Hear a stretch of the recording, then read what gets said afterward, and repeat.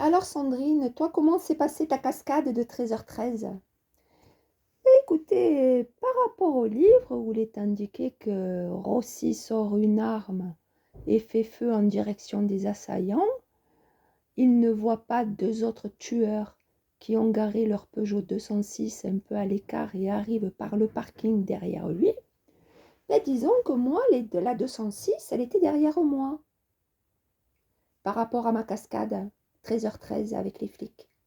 La 206, elle était derrière moi. J'avais une 206 X-Line. Elle avait presque la même couleur que ma voiture.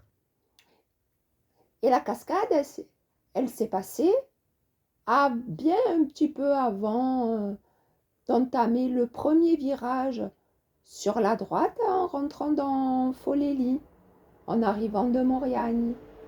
Et moi, par contre, les tueurs, ils étaient en moto de cross rouge. Ils étaient deux. Alors la moto de cross est arrivée à vive allure.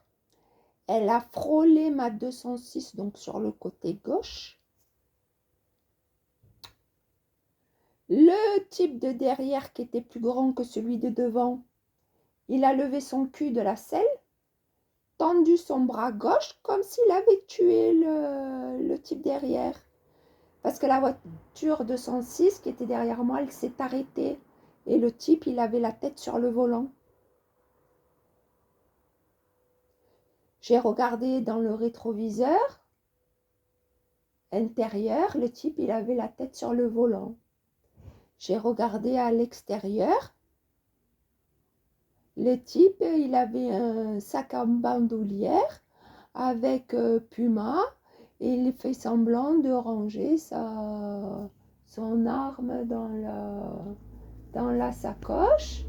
Donc, il y avait un petit conducteur et un grand passager.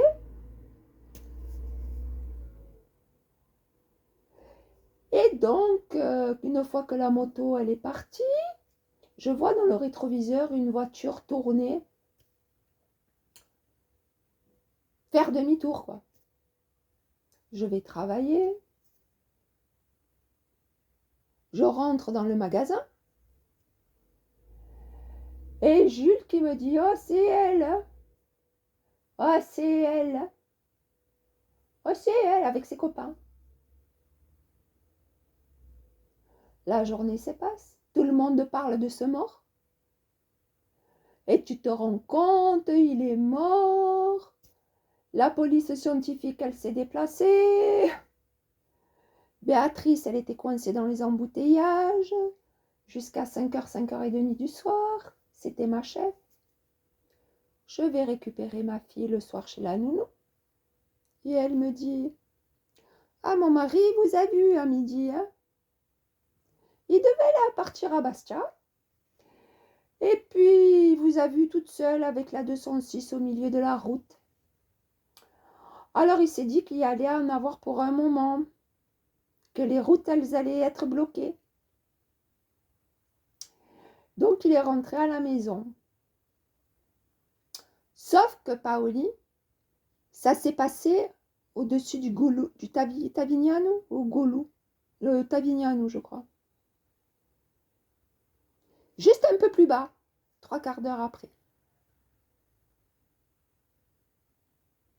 Et juste un peu plus bas, donc quand je vais rentrer, quand je vais pour aller travailler, eh bien, il y a une autre 206 qui est arrivée à peu près à la hauteur en faisant Folelli, Mauriagne, oh, presque au dernier virage. On s'est croisé là avec l'autre 206. Donc ça se fait qu'il y avait 3 206. Plus la 306 qui me suivait quand j'allais payer mon loyer. Mais les flics à ID Logistique, ils n'ont pas retrouvé. Hein. Non, c'était pour rigoler. Moi, la cascade 13h13, c'était pour rigoler, c'était annoncé.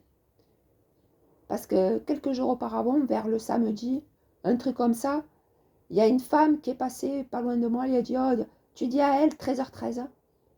Et puis à 13h13, ça s'est passé. Mais bon, après, à 14h, il y a eu une surprise. Mais c'était rigolo, hein.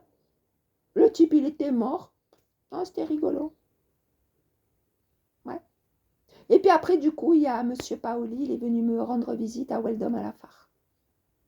Parce que lui, il fallait qu'il change les ampoules pour sa fille de temps en temps et qu'il pose les tringles. Bizarre, hein? Voilà, c'est des flics. Avec une maturité extraordinaire.